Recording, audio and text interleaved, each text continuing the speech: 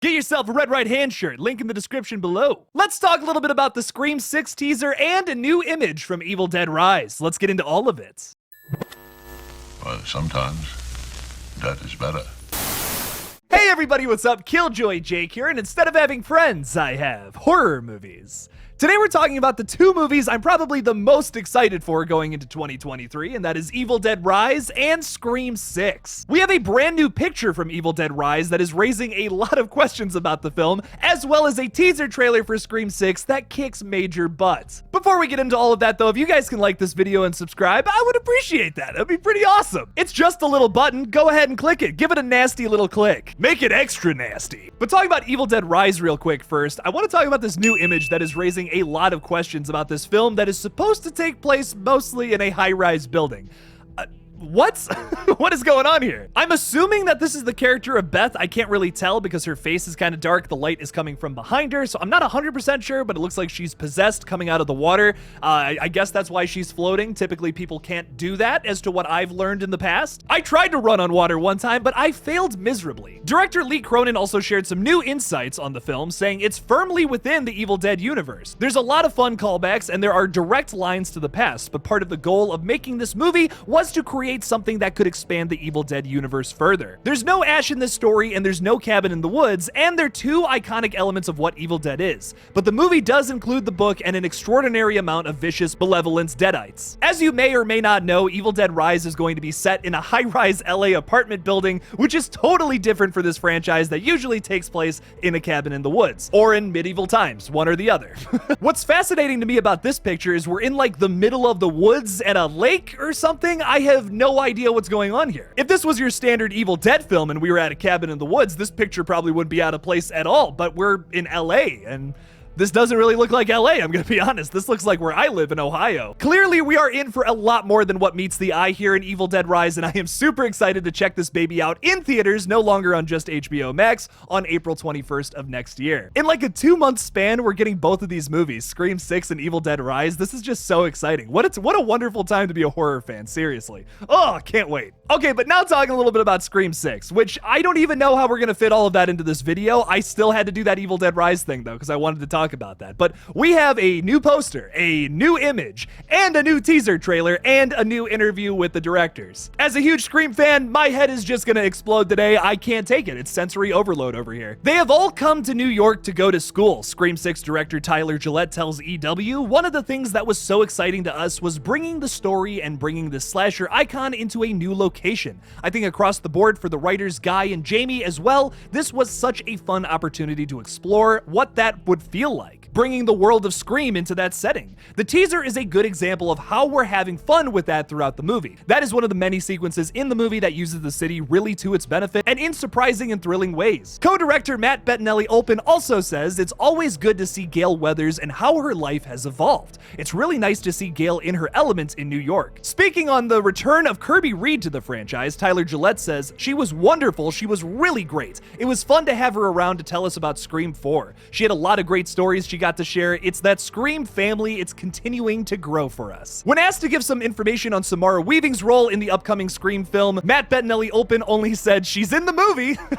We can't really because of spoiler stuff. But we've been wanting to work with Samara again since the minute we wrapped on Ready or Not. So it was just such a joy to get her out to Montreal to shoot this with us. The pair confirmed that Roger L. Jackson will be back to voice Ghostface in the 6th entry in this awesome franchise, and that there's a new Ghostface mask featured in this picture here. Speaking on this, Tyler Gillette said it will all make sense in the context that you see it in the movie. That was another one of the really interesting risks and creative approaches in this movie. It's meta in a different way, and the mask very much factors into that. It was not an arbitrary choice, Matt Bettinelli-Olpin adds. Lastly, speaking about Neve Campbell's departure from the franchise, Tyler Gillette said, "We love Neve and we're huge fans of Sidney Prescott. But it felt like there's an opportunity to really dig into this new crop of characters, and I think people will be really surprised and pleased with how successfully this movie does that. This movie's been in our lives now for quite a while, but I think that we are all still consistently surprised by how rich and how interesting and deep the relationship is between the four of them in this new movie." Oh, wow, that was a lot.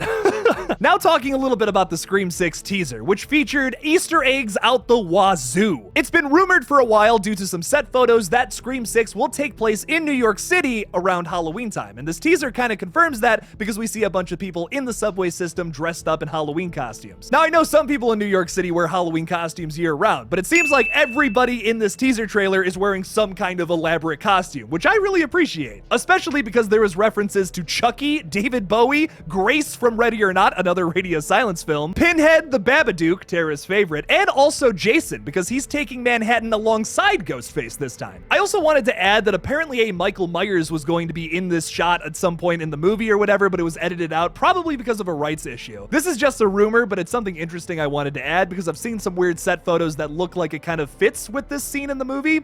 Not 100% sure, but maybe. It's still cool to think about. Sam, Chad, Tara, and Josh Segarra's character can all be seen on the subway looking around nervously. Oh yeah, and Kirby is also there, but for some reason she's kind of like edited out. You can see her hair and her jacket, which is based off of another set photo we've seen where she's literally wearing the same outfit. So not sure why she was edited out. It's not exactly a surprise that Hayden Panettiere is going to be in this movie. I don't know. We'll have to see. I'm kind of sad, honestly. I wanted to see Kirby back in action again. What's interesting though is that the way that the trailer is edited, it kind of looks like Mindy is with the group, but my guess is that she's separated because we never actually get to see a wide shot where she's there with everybody else. Viewer Anon, a third-party source that I personally trust, has even put out a tweet today saying that the trailer was edited in a certain way that was kind of misleading for some reason. I think that mislead is that this scene with Mindy's character is maybe something else, maybe not happening at the same time as the scene with Sam, Tara, and the rest of the gang. What's interesting about the scene with Mindy is it looks like she's getting stabbed or attacked or something. I mean, Ghostface even puts his hand, his or her hand, I should say, over her mouth. So yes, I am assuming that this is the actual killer, opposed to some of the other people on this train who are probably just dorks dressed up in a Ghostface costume, because don't forget, the stab movies exist within this universe. Now there's two things to go off of there, because going back to the mislead comment we got from viewer Anon, is Mindy actually getting stabbed and killed here, or do you think she escapes from all of this and Sam and Tara and the rest of the gang, like I was talking about, maybe they save her at some point? Or is this a death for Mindy? Ugh. The other thing to think about here is think about how terrifying it must be for the Core 4 to get onto a subway train with a bunch of people dressed up as Ghostface. I mean, all of these people literally got attacked by somebody dressed up in that costume not a year ago before the events of this film. Something I'm really hoping for in Scream 6 is that maybe they play into that social commentary of trauma. It's nothing new for the franchise. I mean, we've seen that explored through Sidney Prescott's stories across the last 5 movies. But to take it a step farther and to have people dressing up in an insensitive costume like that in this universe, the Ghostface costume, it kind of makes you think a little bit, doesn't it? Very similar to how people dressed up as Jeffrey Dahmer this year, which is also very gross. That's a real guy that killed people. Like, that's disgusting. This guy isn't a slasher villain or something. Now going even deeper into that, what if this guy who's going up to Mindy and putting his hand over her mouth or whatever, maybe he's just some butthole in the costume and he knows who Mindy is? Once again, playing into some commentary here, what if this guy is literally just fascinated with the Ghostface survivors? What if that's a theme throughout this whole movie, is that whoever the killer is just fascinated with these people for surviving Ghostface in the past, and that's why he or she wants to take them down for realsies. For realsies! Personally, I was super impressed by this teaser. I loved seeing these huge wide shots of New York City. It was truly gorgeous, and we didn't get a lot of that in Scream 5. It was shot really tight because we were filming this in Wilmington, North Carolina, a city that doesn't really look like California. This teaser trailer looks like it's going to be something different, and I feel like that's the only way this franchise can continue at this point. My one criticism towards all 4 of the sequels is that they all sort of follow the same formula that the first movie did, and they rarely break from that. I'm really hoping that Scream 6 kind of just does its own thing, and Radio Silence can throw its own flavor and personality into this new movie and make it something new. This franchise is already so consistent. I would love to see them take the next big step and make this franchise something even more special than what it already is. It has that potential. It's a great concept for a film. I can't wait to see this. What do you guys think about the Scream 6 teaser though? Does this have you excited, or do you feel like this is too much of a departure from what Scream usually is? Leave me something about it in the comments below. Thank you guys so much for watching this brand new Scream 6 update. Don't forget to like this video and subscribe for more horror content in the future. Check out Red Right Hand early on December 16th just by becoming a Patreon supporter or a channel member. Get a Red Right Hand shirt too while you're at it. They're limited time only. Thank you guys for watching again, and as always, don't forget to kill it out there, y'all.